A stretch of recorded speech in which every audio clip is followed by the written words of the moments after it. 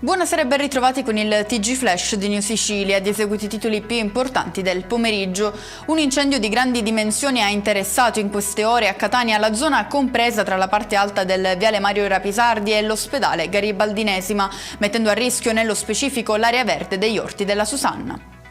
Aveva trasformato la sua auto in un vero e proprio scuolabus abusivo, utilizzandola per accompagnare diversi minorenni a casa dopo la scuola. La conducente dell'auto, una donna di 40 anni, è stata però scoperta e sanzionata a Palermo per aver tenuto a bordo ben 14 bambini.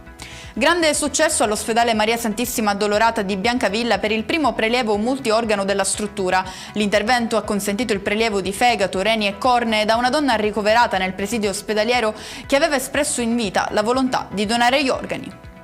Lo sport, mi auguro di riuscire a regalare ad Alessia il sogno della promozione della Serie A. È stata una guerriera fino all'ultimo e questo mi mette i brividi, lo ha affermato in conferenza stampa l'allenatore del Palermo Filippo Inzaghi, ricordando la piccola Alessia La Rosa, recentemente scomparsa dopo una lunga battaglia. Chiudiamo con le previsioni meteo per domani in Sicilia. Torna a dominare il tempo stabile e soleggiato con cieli prevalentemente sereni, salvo qualche annuvolamento in serata. E con questo è tutto, prossimo appuntamento lunedì alle 13:30. Grazie per averci seguito, buon proseguimento di serata.